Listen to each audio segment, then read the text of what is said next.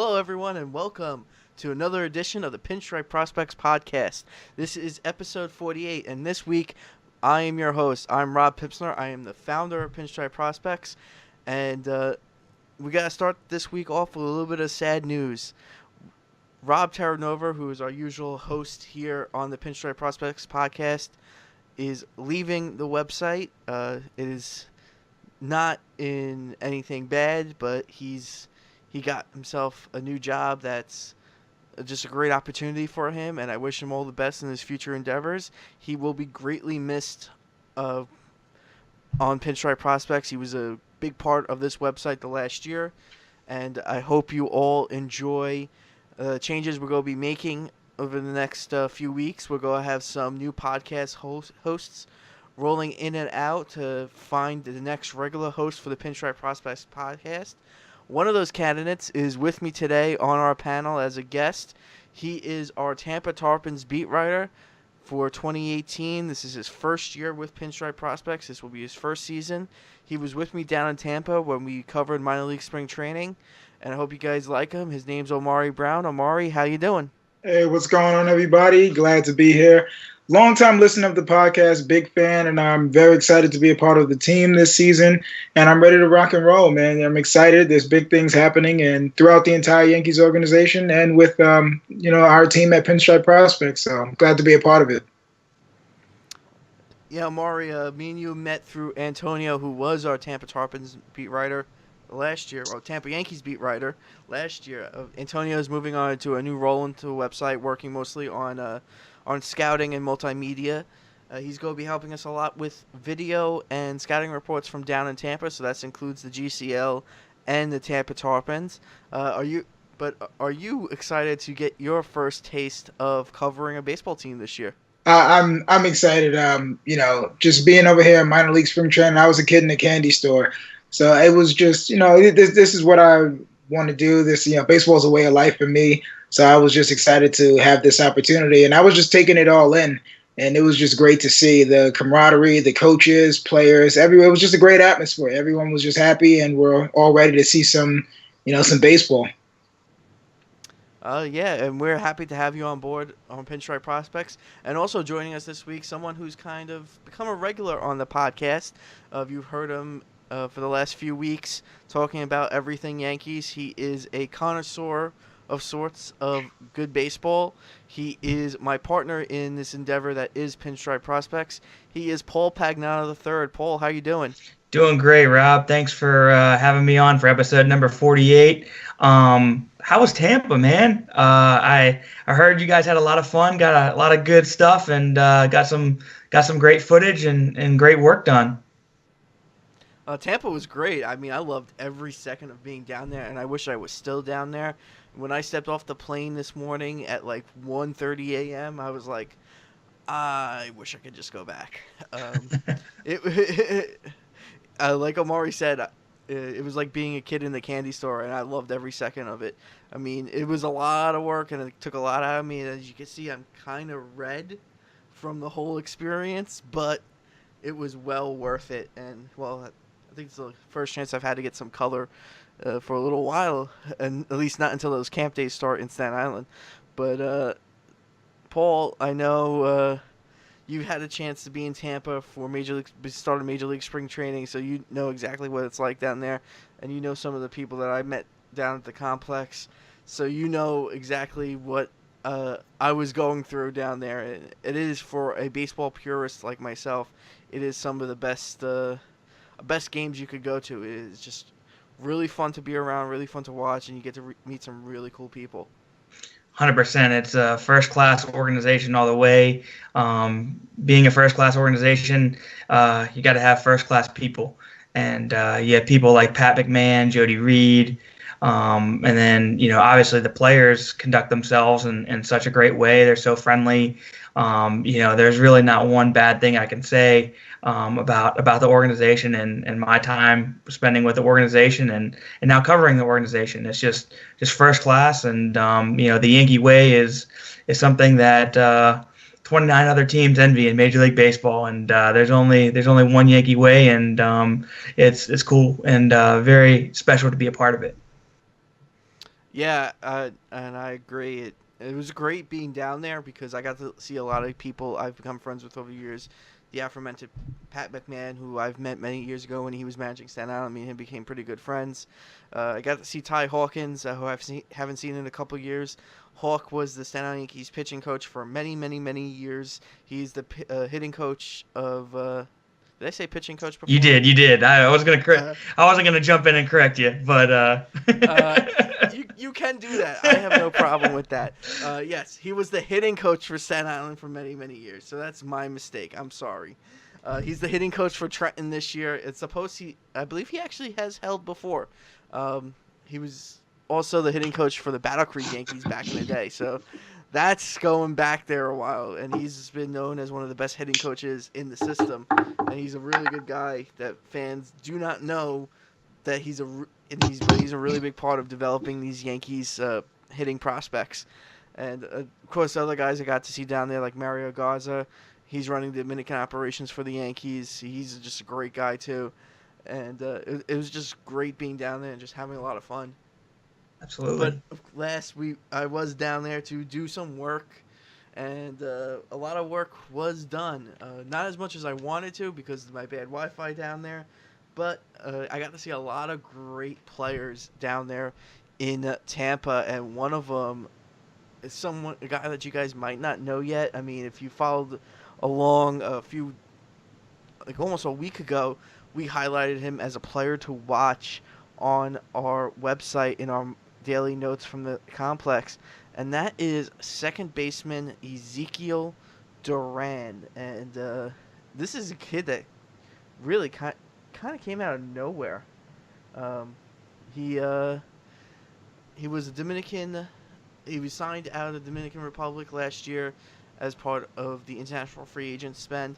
He made his debut in the Dominican Summer League, and he's a kid that a lot of people are just really high on right now, mostly because of just how he hits the ball. He's already in camp had 109 miles per hour exit velocity on a home run, and what I've been told down in the Dominican Republic, he was in the 110s throughout all last season in the DR with his exit velocity, and you just heard it fly off the bat whenever he hit the ball.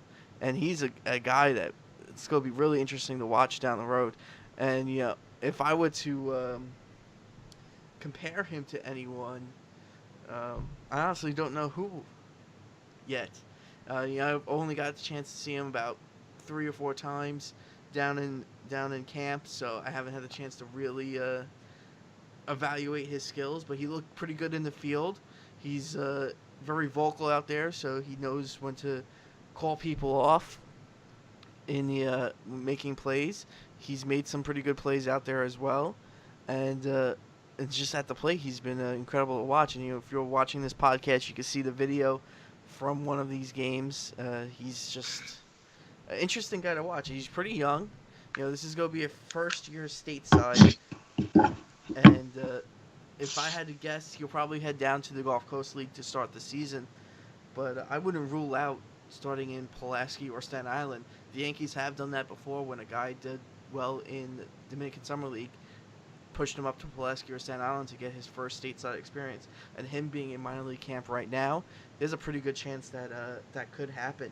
And, he was signed as a shortstop, but I've only seen him at second base, and he looks more comfortable at second base.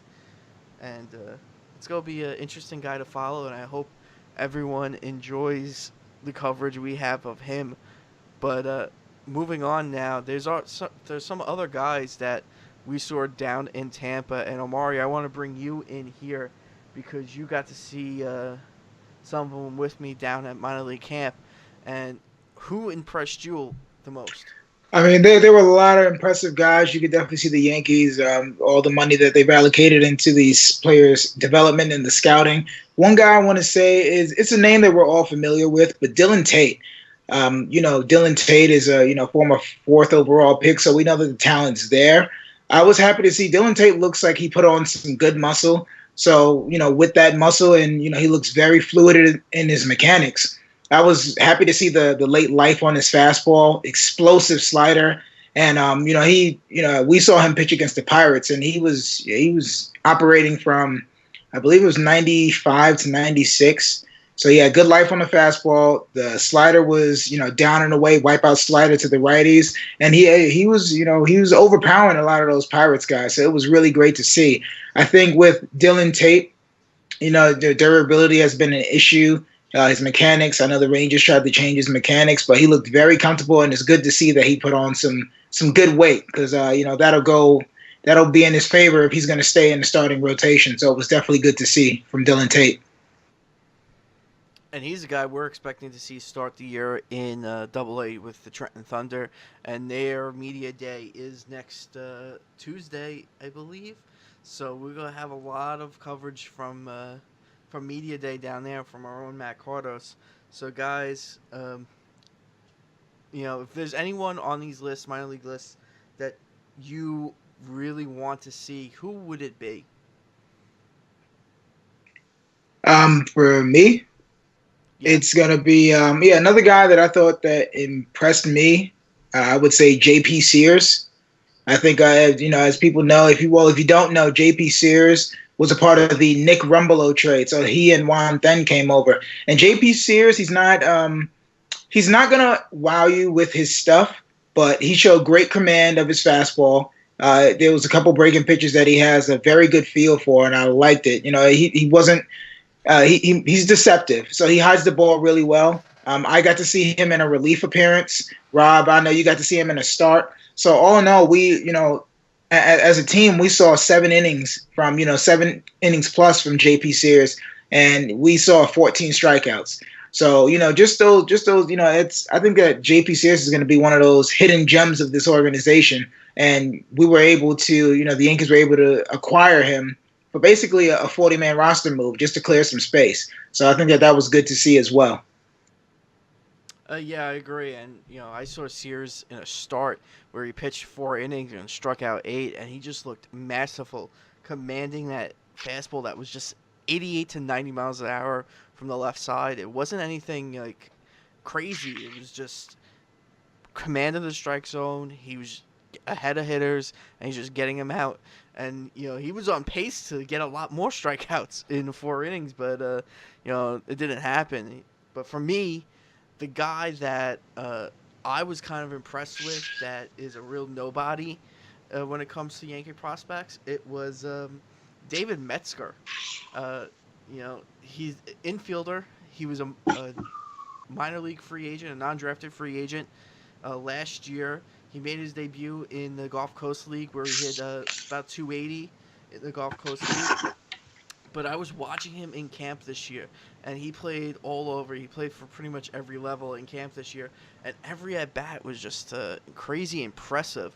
And it was just like every time he was there that he was getting on base, he was just putting good wood on the ball, and I really feel that this guy could be the next Billy Fleming.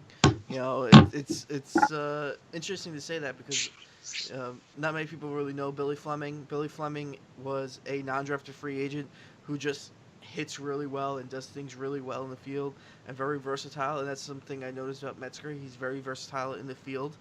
And I think this guy has a chance to be like Billy Fleming. He's not going to be a big-time prospect, but he might surprise you. And he was just very fun to watch. But as far as other guys to keep an eye on, there is one I know you really liked, Omari, and Rob really liked him too, and that is, of course, Steven Sensley. What can you tell the fans about him? Steven Sensley he's great. He's from last year's draft, so this is his first pro, minor league spring training. Outfielder guy, he has tremendous, discipline of the strike zone. He's very short and quick to the ball. I got to see one of his home runs. It was a bomb. He's very selective. I just really liked what I saw from him too. He waits for his pitch. He's very bounced, and the guy has. if you see him, he's well put together. So when he hits the ball, it's going to go a far away. And he kind of burst onto the scene last year because he's a college bat. So he was definitely beating up on some of the pitching that he saw, and it's good to see that he's still doing the same this year. So I was really impressed with Sensley. Yeah, he just hits bombs, and it's just like crazy to see him out there. One thing I was kind of saying about Sensley is he's reminding me sort of. He's reminding me a little bit of Jalen Jackson. A guy that just has a lot of power. He's a guy that's out there that is a little bit older, but he could be the next Jalen Jackson, or possibly an even better version of Jalen Jackson, because I think Sensley just has a better hit tool and just can move faster through the system than Jackson has. So what do you think about that? I would agree, and I just he seems like he's going to be a high on base guy just with the command that he has with the strike zone. Like I said, he's very selective. He can play the corners. I'm pretty sure that they'll try him at first base at some point. So yeah, I could see him definitely moving through the system fast. I think he's going to he's not going to be a high average guy, but I do believe that he's going to provide a lot of pop, and he's going to be a high on base guy too. And I just think that those guys you can move, and he's a lefty, so. I think that the Yankees are going to want to look and get some first base depth too if Greg Bird continues to be injured. Well, let's talk a little bit about first base. There's one guy that I've known for a few years now that you had the chance to see this year in camp. That's a first baseman, and that's Dalton Blazer. So, what were your thoughts on Blazer? I loved Blazer. I love talking with him too. He's a great guy, great attitude, very approachable. What I liked about Dalton is, I saw him play right field and I saw him play first base. He played both well. And one of the games where he was playing with the AAA team, he went back on a ball in foul territory and made a basket catch. So he can, he's above average in the field at first base, and he's adequate in right field. And again, he's another lefty. So I like guys that are versatile, and I'm starting to see that the Yankees are letting guys be, increase their value and play multiple positions. So I think Dalton's a guy that I'm looking for him to have a strong season too, because he put together some good at bats. I saw him hit a double. I believe he hit a home run as well too. So Dalton's another guy that I'm going to be watching him pretty closely too. Yeah, and before we get into some of the other guys that we've seen down in minor league camp, we want to take a quick break here to give you a word from one of our sponsors. Attention cancer victims. If you or a loved one lived, worked, or visited Lower Manhattan in the months after the 9/11 attacks and have been diagnosed with cancer, federal benefits and health care may be available. Attorney Eddie Markowitz has helped many families recover substantial benefits from the September 11th Victims Compensation Fund. The James Zadorga Health and Compensation Act has been extended, but time is limited. Attorney Markowitz is proud to serve as counsel to the Zadorga family. Let him help you too. These benefits are not just for rescue workers, but to anyone who qualifies. The fund covers many cancers, including prostate, skin, lung, and breast. Please call 1-800-LAW-HELP. That's 1-800-LAW-HELP to see if you qualify. Now, to get more into some of those guys that we've seen down in minor league camp, there's one name I wanted to bring up, and that's Kanan Smith. We've seen him in camp with the Charleston River Dogs. Is there anything from him that you've seen that you liked and didn't like? Well, I'll start with what I liked. I like that Kanan was, he has a reputation for being highly selective at the plate, so I did see that. I do, sometimes I felt like he was waiting for the perfect pitch, and as we all know that from that bat to bat, you're not going to get your perfect pitch. So maybe I would like him to be a little bit more aggressive. He is bounce. He's a lefty, and he does have some pop. So I saw him, he hit a triple. So it's good to see that. And he played some corner outfield. What I didn't like is it looks like he came into camp a little bit out of shape. He definitely came into camp a little bit out of shape. He was on the heavier side, but again, he was drafted out of high school, so that's a part of the maturity that he's going to have to go through, being his first pro camp. So I'm pretty sure he won't let that happen again. But for the most part, I liked what I saw from Kanan Smith. And, if he continues on that track, I could see him putting together a nice season too. But he definitely has to come into shape. That was very glaring too. It's, first impressions are big, and you'll never get a chance to make another first impression. So for Kanan Smith, he's definitely going to have to play himself into shape instead of showing up, to camp in shape and, working on some weaknesses. But, yeah, that's what I have to say about Kanan Smith. There was also one guy that we got to see in minor league spring training that was pretty impressive, and that is right-handed pitcher Luis Medina. We saw him the first day, and and he just looked really good out there. And this is a kid that's going to be fun to watch. There's a pretty good chance that he starts the season off with the Charleston River Dogs in the South Atlantic League, though I would not be surprised if they hold him off to be in extended spring training and then go into the Staten Island Yankees for the 2018 season. I mean, I hope that's the case, but this is a guy that was working 98 to 100 miles an hour in the start we saw from him, and he just has pretty nasty pitches. I mean, there's just no way to say it. It was just nasty. He was getting guys out with his breaking pitches and with that big time fastball. So he's got pretty good movement out there with his pitches, and it was just wow. And it's hard to believe that this is just like an 18-year-old. This is a teenager. He's an 18-year-old kid, and he's pitching like this. And I've heard a lot of people comp him to Severino. But if we have this kid coming up, I think, the future is bright for the Yankees pitching rotation. What did you think of Medina when you saw him? I was actually watching the game at the other field, and all I kept hearing was people buzzing about Medina. It must have been three separate coaches that came over and said, hey, Medina's touching 99, or hey, Medina just hit triple digits. So the buzz is there for that kid. When I got to watch film of him, one thing I noticed, the ball comes out, it's just easy cheese. That's what we were saying back at the hotel room. It's free and easy. He has a very similar, wind up and set up to Severino, so I could definitely see the comparisons there. But his breaking stuff looks sharp. Again, he's 18, so he's much more of a thrower than a pitcher at this point. But if you're a Yankees fan, Luis Medina is a name that, one, you definitely have to know, and you should know, and could definitely, we have some videos of him on the website, so definitely check him out. But it's getting exciting, man, because that kid has an arm. He's been touched for real. Oh, I agree, and he's definitely a kid to watch.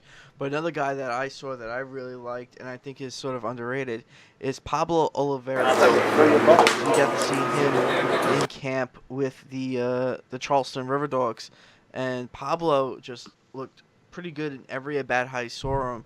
And like I said, I think he's pretty underrated. He was part of that 2014 free agent signing class, but he wasn't a big name.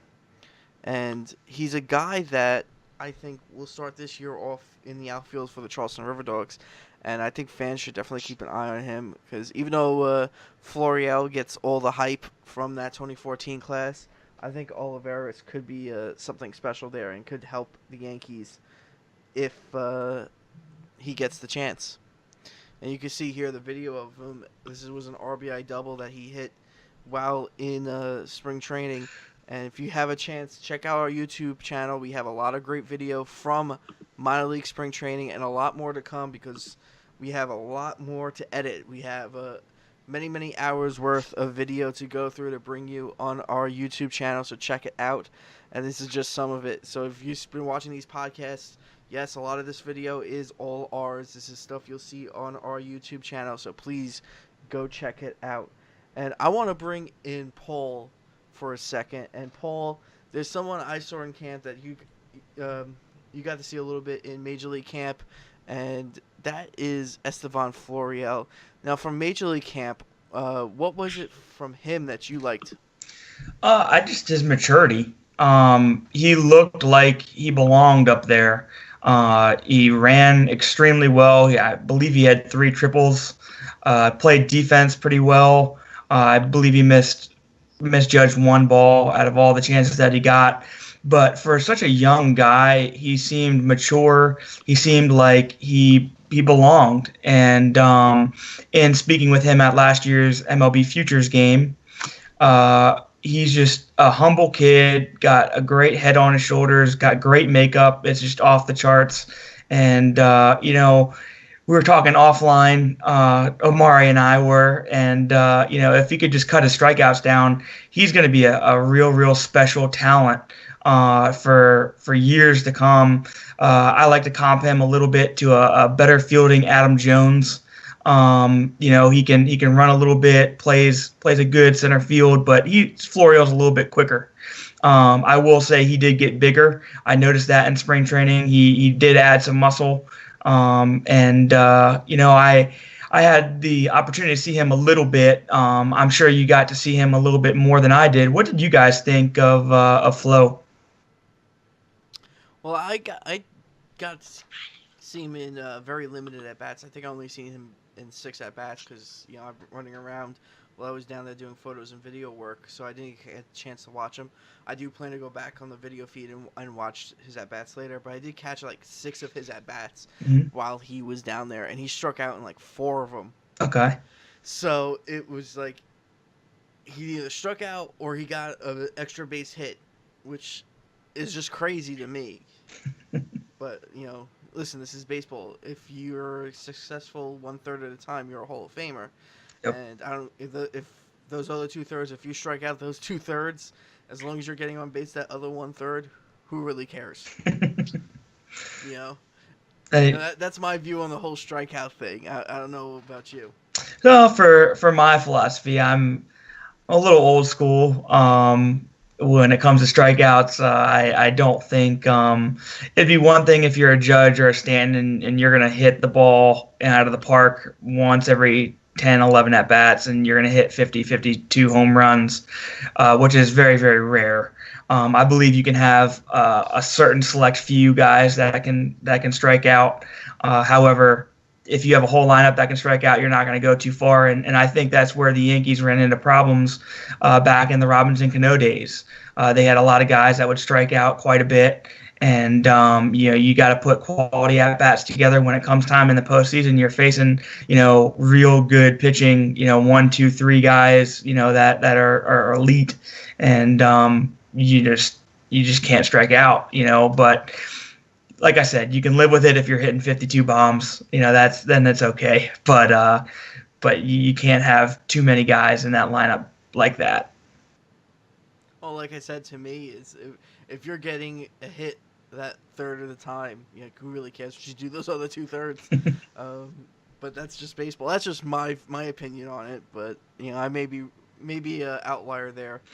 But before we get into talking about Major League coverage and Major League expectations, there is one guy I want to talk about that may help the Major League team this year, and Omari and I got to see him in camp day, and that's Domingo Acevedo. Omari, talk to me about Acevedo, what you saw from him in camp, and what's your expectations of him. Okay. Yeah. So, Domingo Acevedo was invited to Major League Spring Training, but he didn't make an appearance because he was building some arm strength. And you could definitely see that he was still, in the process of building that arm strength. I talked to some guys that had a radar gun near me. They had Acevedo at 92 to 93. So he was operating in that 91 to 93 range, which suggests that he's still, getting his legs under him and, still building arm strength. But even though it was 92, his fastball had a lot of late life to it. And he didn't give up, granted it was an inter-squad game, but he didn't give up many hard hits. He only gave up 1 hard double. Other than that, everything was dribblers. He even made, who was that? I believe it was Pablo Olivares. I think made his bat explode. So he throws a heavy ball, and all the scouting reports that I've read leading up to that, suggest that Acevedo has a good arm and some good life. So I like what I did see. So once his arm strength is there, I'm pretty sure that we're going to see the Acevedo that is pretty much advertised. Yeah, well, you're getting your Domingos mixed up. I know. There is a question I want to pose to you guys, and this is one I'm struggling with because I've gotten this question before. Where do you think Acevedo start? Yeah, Paul. All right, I can take this one first. I think he starts in Scranton. I really do. He posted pretty good numbers in AA. But one of the reasons why I think he starts in Scranton now is he's on that 40-man roster, and he's going to have to be one of the next guys up. Other than I think Herman definitely deserves the number one shot, and then next you have Luis Cessa, and then right after that, I think you go to Ace before you go to Sheffield and Adams.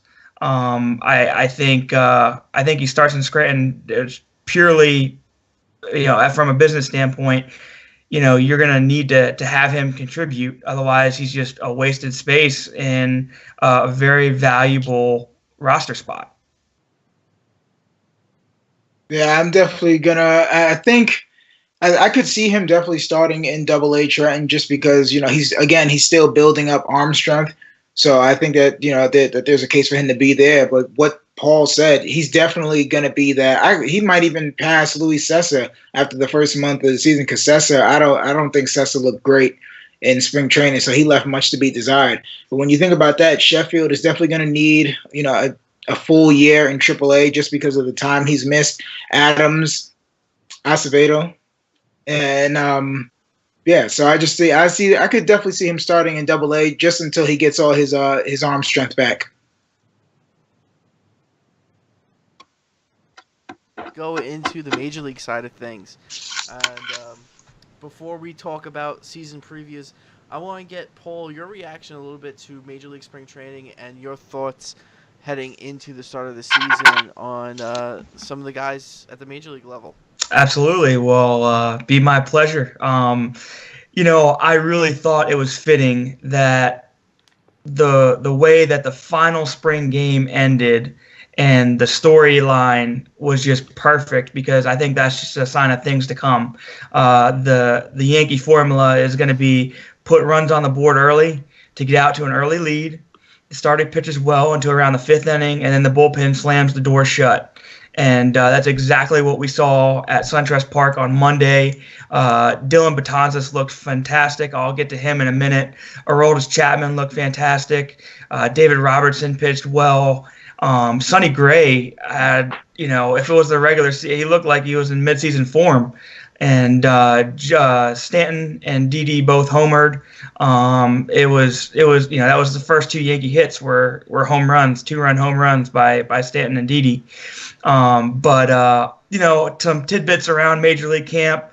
If you guys haven't heard, Brandon Drury was hit by a pitch during spring training game against Boston by left-handed pitcher Brian Johnson. He is okay. He played in Monday's spring training game. He's in the lineup for tomorrow's game, or as you guys are hearing this, today's opening day game against the Blue Jays. He will be wearing an elbow guard.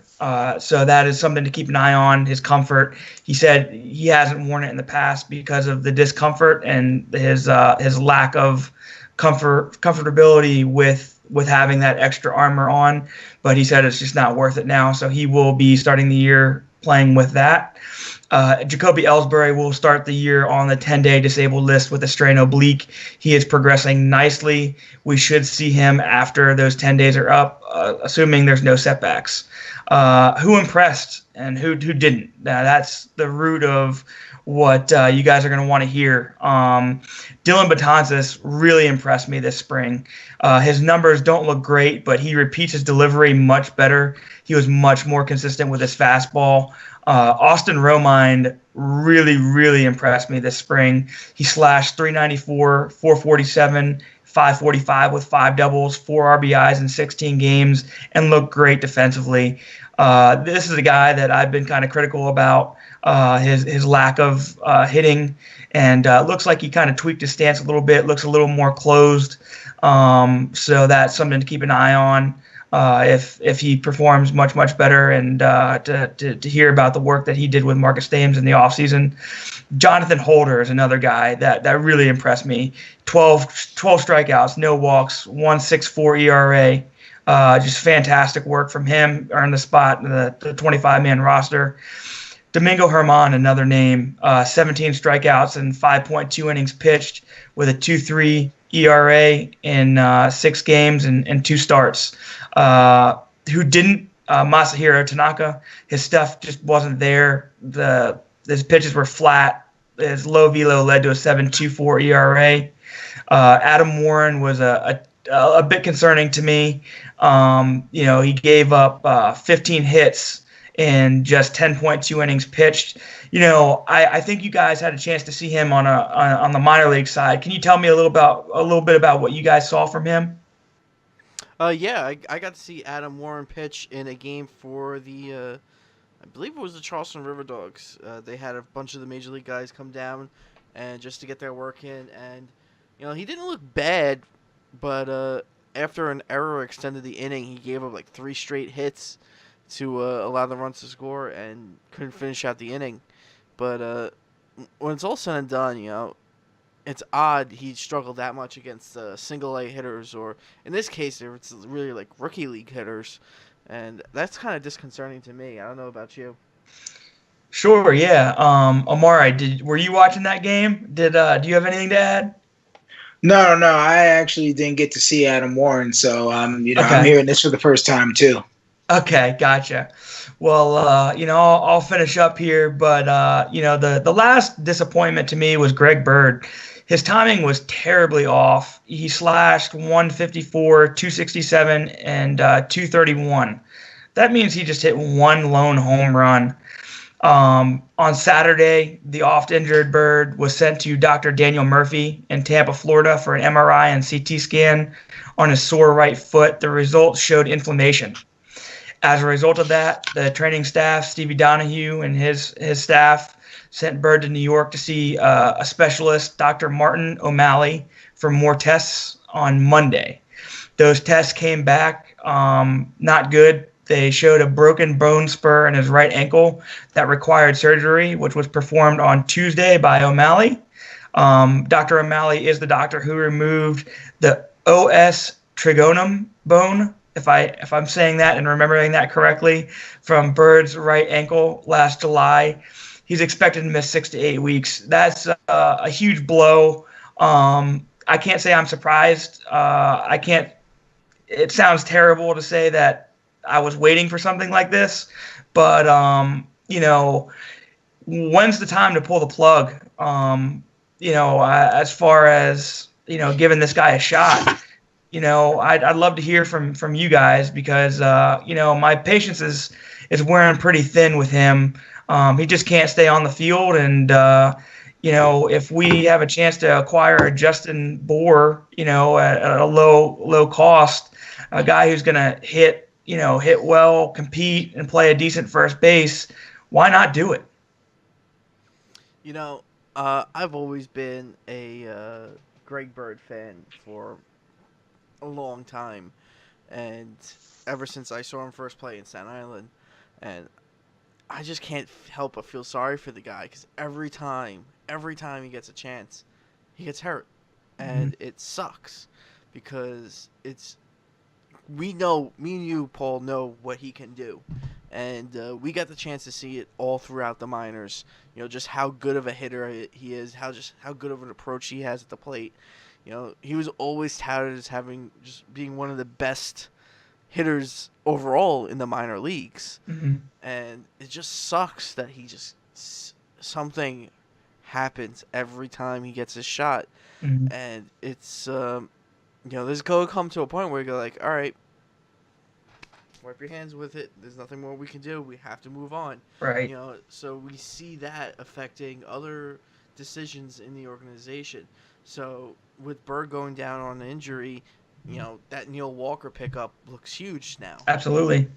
And internally, we do have, two guys or I guess three guys that we could potentially see, and now maybe even a fourth. One guy that's gotten work, and I'm sure you guys saw down there in minor league spring training, is Miguel Andujar.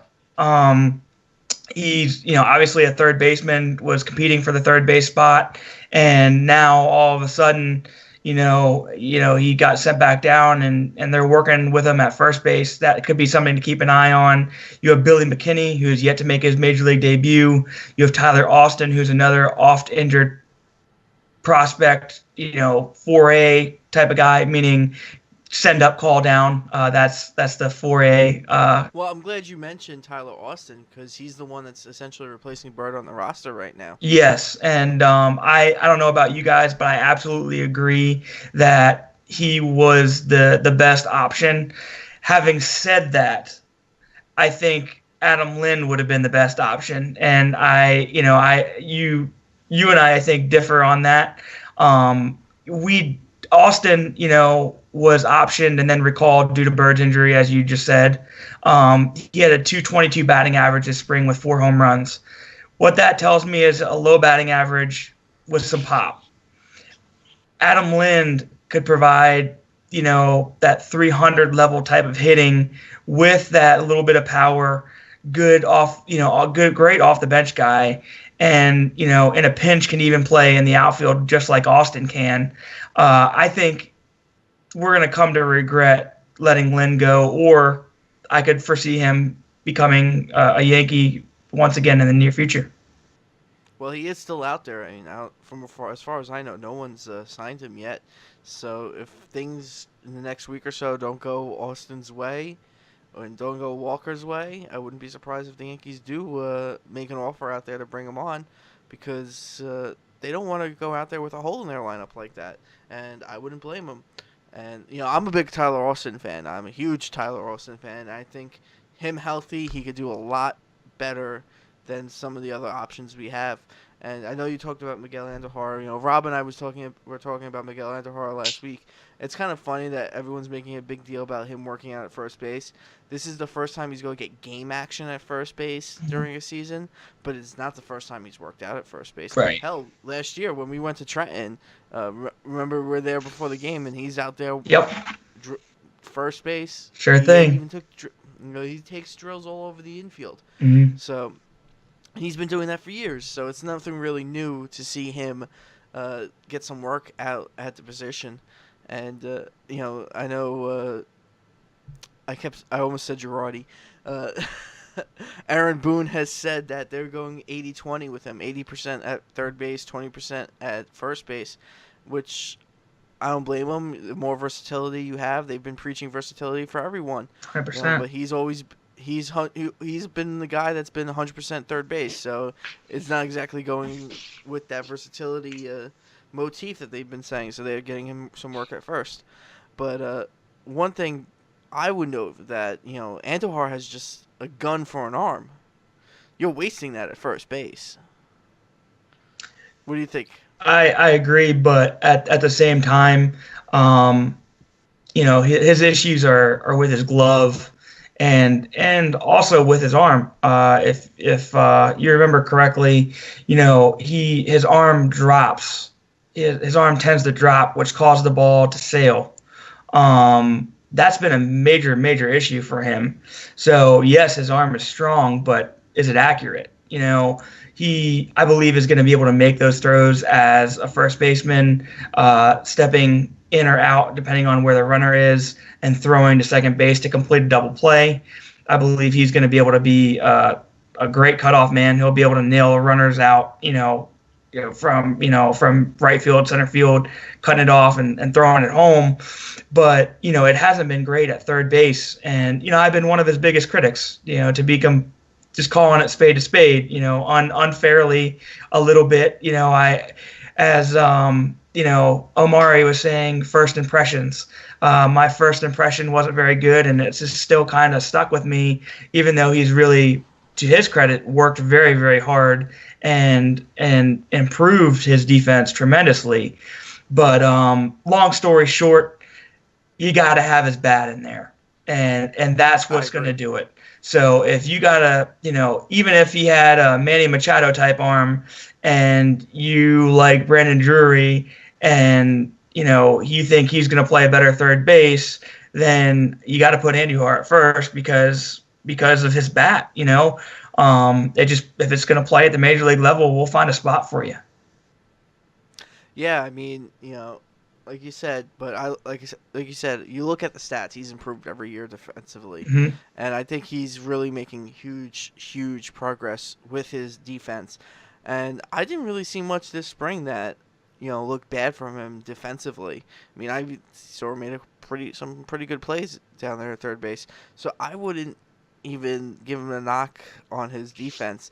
And I'll go back. I've kind of been an Andujar fan for a little while. And this is going back to when the top third baseman in the system was Eric Jagielo. Remember that? Oh, yeah. I'll take Andujar over Eric Jagielo any day of the week. I don't know about you. Absolutely. And that's nothing against you, Jags. I still love you. But, but yeah, I would take Andujar in a heartbeat over Jags. And before we get into some of our previews here for the 2018 season, I do want to hit on a couple of minor league injuries to note. And if you've been following along with our updates from the complex the last couple of weeks, this is no surprise to you. Catcher Donnie Sands, converted third baseman. He's going to be out 2 to 3 months with a broken arm.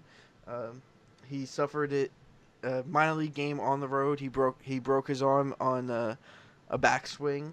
And he's going to be out for a little while, and it's causing him some much-needed development time because he's been switching positions. This is what, his second full year? Yes. He got a half year and then a full year last year, so this will be his second full year. 2.5 years of being a catcher. He's took to it pretty well for a converted infielder. And the other guy to note is Dermis Garcia, third baseman. While I was in camp, he did not play at all. The Yankees were taking it slow with him.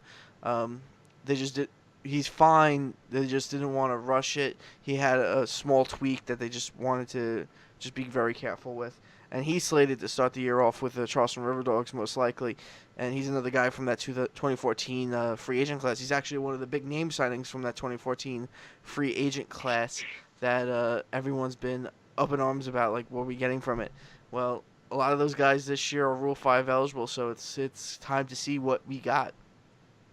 And moving on now to our season previews. We're going to start off in the minor leagues, and we're going to run through this pretty quick because we are running pretty late here with the podcast. And I'm just going to start off with Scranton. Paul, what do you think's going to happen down in Scranton? Who do you think's going to be on that Scranton roster, number one? And here's a question I want to ask. Last year, the Yankees went with 6-man rotations at almost every affiliate they had. Mm-hmm. Do you see that happening again this year? I do not. I don't see 6-man rotations. But for what I do know about Scranton, Gleyber Torres will start there. He is going to have a 50-50 split, according to Aaron Boone, Yankees manager Aaron Boone, between shortstop and second base. Miguel Andujar, as we said, is going to play some first base, about an 80-20 split. And the biggest thing is, how does Sheff and Adams bounce back after the spring that they had? I really think that they're going to start in AAA. And then, I want to bring in Omari. Where does Ace start? You mentioned that you think he's going to start in AA, but there's a bunch of borderline guys you can get. As we get lower in the system, where does Dylan Tate start? Where does Esteban Florio start? There's so many big names that need to find homes. This will be a fun one to debate. Yeah, for sure. I mean, so you said that they're not going with a 6-man rotation anymore. So I think that, Adams and Sheffield definitely have their spots in AAA. I think those guys are going to start. They want them to have that experience. I think that Luis Sessa gets one of those spots, and even Gio Gallegos. And then then there's a bunch of guys that you could possibly throw in there. There's some names in there, but you're thinking about that now. Maybe Ace does get that, but I think that it all depends on his shoulder strength and how his arm and just health, how he's feeling at that point.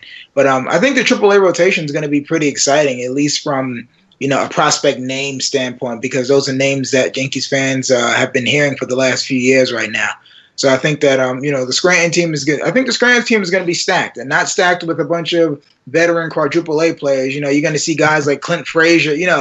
I think the days of the Pete Cosmas and stuff like that are gone. So we're going to see some Clint Frazier. It's going to be a great season for the Rail Riders, honestly. It sure is, and the question is, who's going to dominate the competition better, the big league Yankees or the Rail Riders, the Baby Bombers? It's going to be tough. It's going to be close. Who's going to have the better winning percentage at the end? Yeah.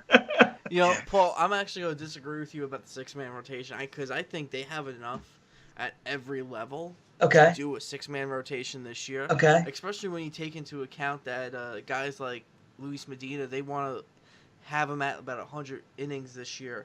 And, I was actually thinking about this just now. You look at it, Chance Adams, Justice Sheffield, Domingo Acevedo, Domingo Herman, and Luis Sessa. That's 5 right there. Right. I think they give a 6-man spot to either a guy like Brady Lale or David Hale.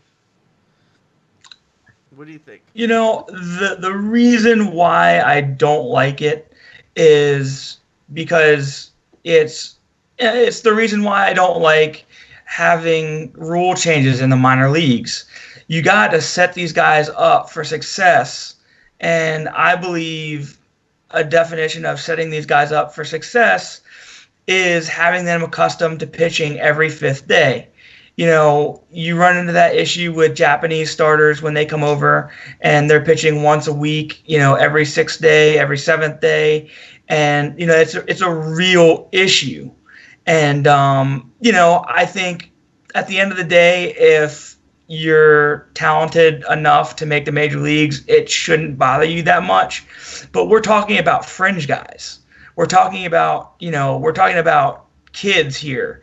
We're talking about, a bunch of, we're talking about 160 players in the minor leagues, and, half of them are pitchers, and then, a third of them are, starting pitchers. So you're talking about at least 30 to 40 guys, if my math is right. I didn't do so well in math, so don't quote me on that. But that their goal is to make the big leagues, and I feel like you have to set them up for success. And by doing that, I believe it's pitching every 5th day. My view is I think you're going to see a lot of teams move to a 6-man rotation in the big leagues, and we've gone from one guy pitching every game to 2 guys, 3, 4, 5. I think we're going to move to a 6-man rotation in the big leagues, and you're going to start seeing that some teams do that. But I think the Yankees have the talent to do it, especially at every level, because there's just a lot of guys that need to get innings and need to start. And I talked about those 6 for Scranton. I'm looking at possibilities in Trenton. I see Dylan Tate, Brody Croner, Josh Rogers, Taylor Widener, Eric Swanson, and Brian Keller. Those guys, that's a 6-man rotation right there, and that's a pretty formidable 6-man rotation in the minor leagues. And if you bring it down to Tampa, you got Abreu, Albert Abreu, Frazier Perez, Nick Green, Nick Nelson, Jonathan Loaziga, Alexander Vargas. I think those guys are a pretty good rotation. And I know you're a big Vargas fan yourself. And, I just think they have a lot of talent there, and you need to get these guys innings. No question. And, to what you said, it has nothing to do with the amount of quality arms that the Yankees have, or it has nothing to do with that. I think the Yankees are well equipped, and out of every organization in baseball, if anybody can do it and succeed and still win at the minor league level, it's the Yankees because of their depth. But, I just wanted to make sure I made myself clear that, it had nothing to do with the talent level or the depth of the organization. I'm under the philosophy of a routine and getting guys, set up in their ways and beginning that and developing them at the minor league level, so that way they can prepare for the big league level should they get there. And I'm glad you mentioned that. And we talked a lot about the pitchers throughout the minor league level, but let's talk about position players, and specifically a guy we talked about a little bit earlier, Estevan Florial. Mm-hmm. There's a little bit of a debate where he's going to start. I mean, he had a cup of coffee in Trenton during the playoffs last year, but, did he really have enough time in Tampa to justify him starting the year in Double-A? And do you take into account what he did in the Arizona Fall League and spring training to see if he's going to start in Double-A or if he's going to stay in Tampa and start with the Tarpons? And I want to get both of your opinions on this. So, Omari, I'm going to actually bring you in first. Tell me, what do you think? Where do you think Florial is going to start his 2018 season? Yeah, I just think this Estevan Florial hype train has all the momentum and its full engines going. You look at what he did. He went from, Charleston, where he pretty much outplayed Blake Rutherford, was in high A Tampa, and then he went and he shined in the Arizona Fall League. I definitely think that he's going to start at Double-A just because, he's flashed. Everyone's talking about him, just like Paul said. He came into camp bigger. He still runs like a deer. So I just think that the Yankees, I think they're going to get a little aggressive with him. His game isn't finished. He's still rough around the edges. Like I said, he's only 20 years old, but I do see him starting in Double-A. I think the Yankees like to pick and choose with who they're super aggressive with, just like we saw with Torres. So I think that Flores is going to be that next guy that they're kind of aggressive with in moving him up just to see how he responds, because we know that he still has holes in his game. What do you think, Paul? I couldn't agree with you more. And believe it or not, I actually kind of want to see him struggle to begin the year in Double-A. And why do I say that? Not because I don't like the guy or I'm not rooting for him. It's because I'm rooting for him. I want to see how he reacts to being kind of thrown in the water, if you will. And I want to see, his makeup is just off the charts. I mean, I could just go on and on about the stories that I've heard about the type of person he is. So I think he can handle it. It's just proving that. And I want to see the Yankees challenge this kid.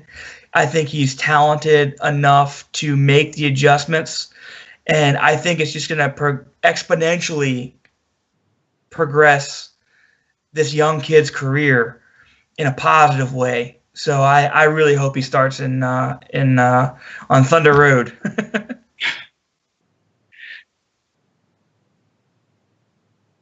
Back in Tampa with the Tarpons, I don't think he's had enough time in Single-A, and that's just judging him by the at-bats I saw him. He's still having a lot of trouble with the strikeouts, I know I said if you get on base that 1/3 of the time, but I think they're really going to start him off in Tampa, and because I think he's still struggling with the breaking balls. He's struggling with the off-speed pitch, and he needs to work on that before he gets to Double-A, and he really struggles. But moving on along, we're going to start our MLB preview. We are running out of quite a bit of time, so we don't have much time to talk about this.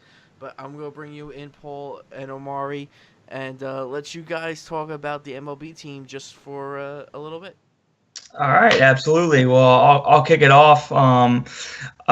Everybody's talking about Stanton and Judge, but man, do not forget about Gary Sanchez. Give my man a little bit of respect here. Could there be 3 50-plus homer guys in the Yankees lineup? Statistically, probably not. But I mean, would it shock you if Gary, Judge, and Stanton all hit 50+ homers? No, it wouldn't shock me at all. And I've said this across multiple, message boards and, to friends. I think Gary Sanchez is going to be the AL MVP. That's just what I'm saying right now. He looks, you can tell me, it looks like he came into camp in better shape. He looks like he's leaned out a little bit. He looks more agile and flexible. I've seen him in one of his Sonny Gray starts, just getting down, getting his glove down. So I just love the intensity that he looks like and the seriousness that he took his off-season workouts. And he's been locked in. Like he's hit some monster shots. I mean, he hit a shot that I don't even think landed yet a few weeks ago in spring. And like I always say too, listen, it's easy to fall in love with, the sports cars and things like that, but don't forget about the minivans. Stanton and Judge, they're great. They're the Bash brothers. They're marketable. They're handsome guys. But honestly, if I was starting a team, great teams are built up the middle. So I'm going to start my team with Gary Sanchez. And I think that Gary is going to show us that he's the best player on this team. Yeah. And, I was pretty critical. I had my moments with everybody, I guess. But I was pretty critical of him with his defense last year. And I will say he's shut me up. And that's just a tribute to him and his talent and his hard work. Working in the off season with the coaches and coordinators and kudos to him. Getting to the pitching, the questions, if you will, and I'll put that in quotes. Is CC going to hold up? How's Monty's changeup is he going to have his changeup, his best pitch the whole year? How did they look in minor league spring training? And then we'll get into Tanaka. Okay. Well, yeah, that's going to have to be to Rob because Rob had the opportunity to watch them. Okay, Rob, can you chime in on that?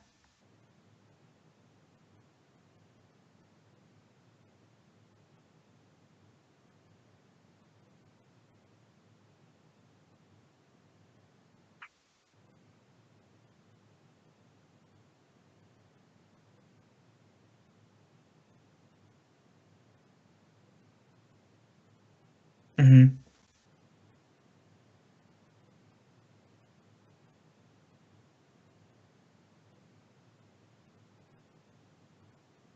Mm-hmm. Yep.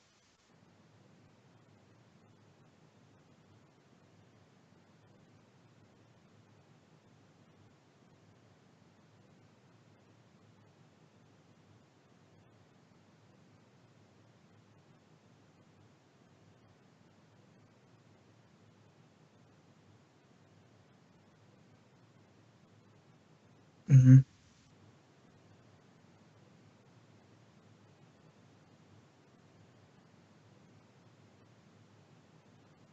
Mm-hmm. And Omari, I'll bring you back in. What do you make of Tanaka's rough spring? Are you concerned at all about him just in general? What concerned me was two things: the flat fastball. It had no life, and as you alluded to before, the velo was down. So those two things really bother me. I don't really get too caught up in his numbers because I know that he likes to work on things. Because remember last year he dominated spring, and then we came out against the Rays and he got shelled, and that actually carried on through the entire first half. So I don't really care about the numbers. I care that he didn't have life on his fastball, and and it was getting hit around pretty good. The splitter did look like it was coming along. It's gonna have bite. So I think we're gonna have to wait until one or two starts to kind of really tell what Tanaka is going to be. But honestly, for the eye test didn't really look good just because a flat. It looks like even though it's 90, it looked like a BP fastball. A lot of it was belt high, and he was getting hit by some guys that aren't even going to be in the major leagues. So that's a bit concerning to me, honestly. Yeah, everything was up. which is just not a good sign. So I couldn't agree with you more. Three more quick things, and then we're going to be out of time here. The bullpen, I think that's going to be the best in baseball. Write that in stone. I am not a betting man, but if I was, I would place a dangerous bet on the bullpen ERA being the lowest, the most strikeouts, and the highest strikeout to walk ratio. All three of those numbers are going to belong to the Yankees, with Betances, Robertson, Chapman, Canely, Green. Any comments on that?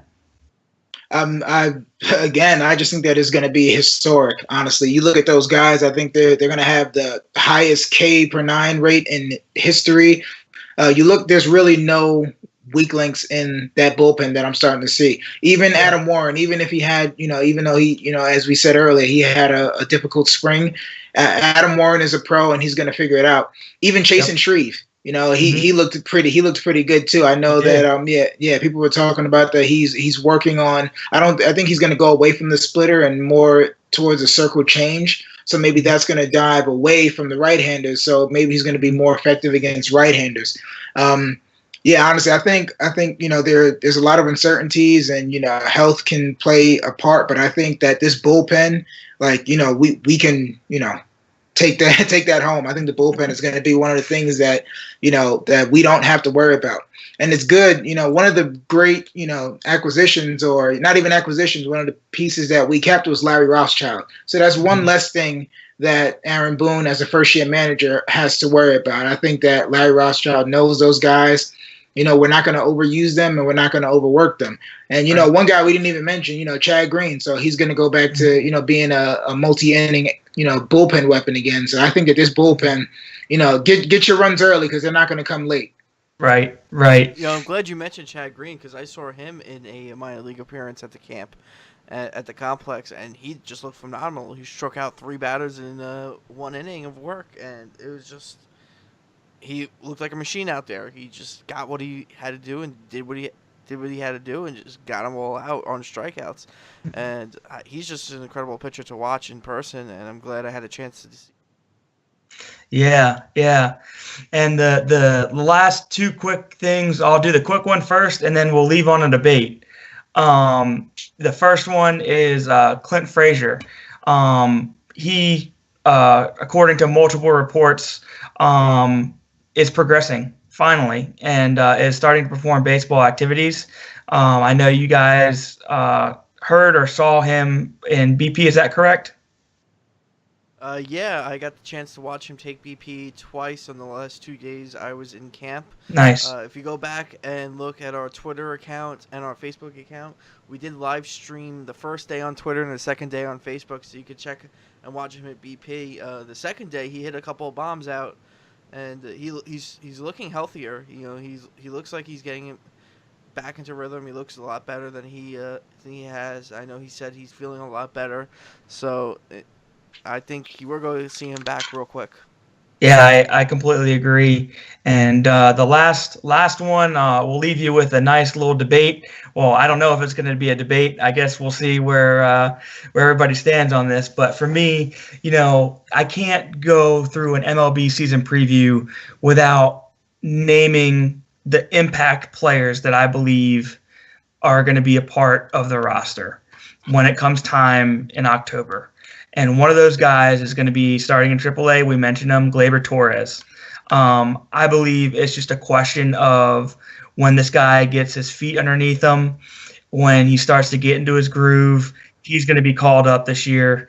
And I think he's going to take off running. I think he could potentially have potentially be the American League Rookie of the Year, depending on how long it takes. And I know that sounds crazy, but I believe he's that much of a talent, and his bat can impact a game like we saw Gary Sanchez did down the stretch in that short run. It wasn't enough to get him Rookie of the Year, but, it was a conversation.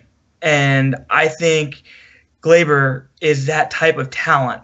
And, do you think we'll see him this year? And, what are your expectations when he does come up?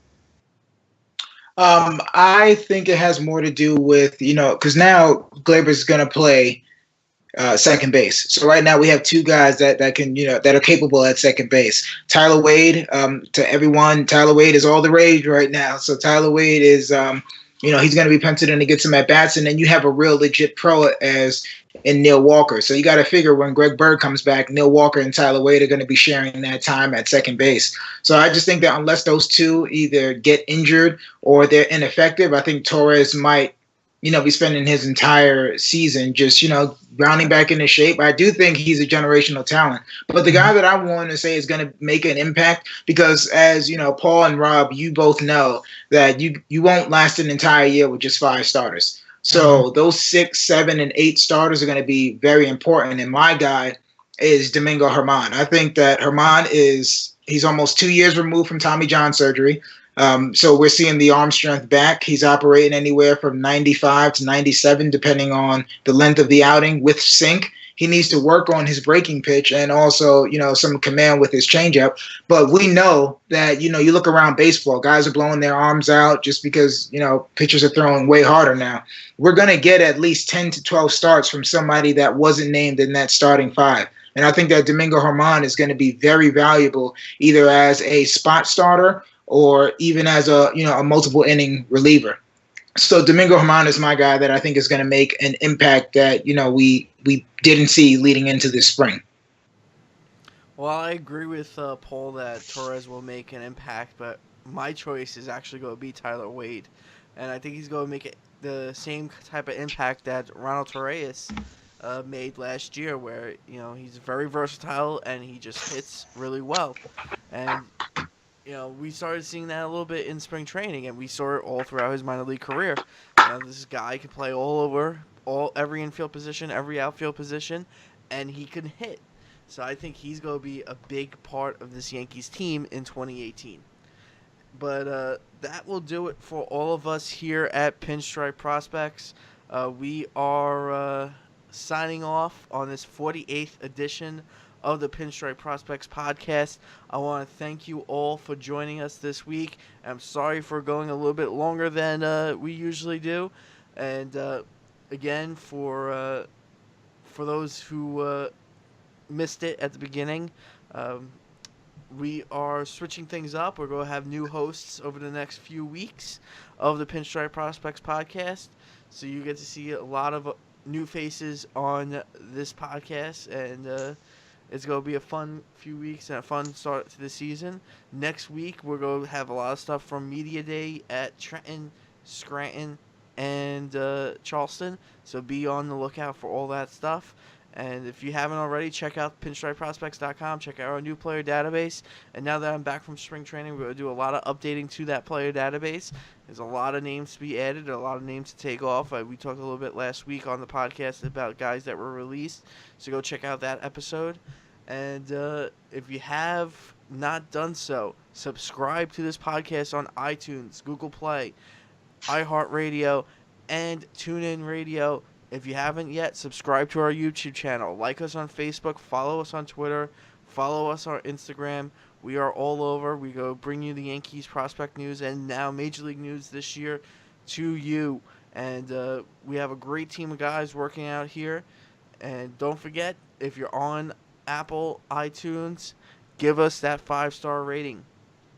5-star ratings help us reach more people, as well as helps us sell more to advertisers. And the more advertisers we get, the longer we could be doing this for you. And we want to keep doing this for you. We want to keep providing you with the best prospect coverage we can. And we want to expand that even more. So keep bringing those comments, those likes, everything. The more you do that, the more you share this podcast, the more we can get advertisers and the more we can do for you. I had a chance to go down to minor league spring training. I wouldn't have had that chance if you guys haven't been sharing this and coming to the website in droves. So I implore you all to share this website, share the podcast, and tell all your friends to check out pinstripeprospects.com so they can find out about the Gleyber Torres or Estevan Florials before anyone else even knows about it. So we're there to get you that information. And if you guys haven't already, like us on Facebook. We're going to be bringing you a lot of cool things on Facebook. We do periodically broadcast the podcast live as we record on Facebook, and we might be doing that to other platforms. So send us a message, tell us what you want, give us your feedback. And that's going to do it for me and for Omari Brown, Paul Pagnotta III, and everyone at Pinstriped Prospects. I'm Rob Pimsner. I am your host for this week. I am the founder of Pinstriped Prospects, and I want to tell you guys thank you all for listening.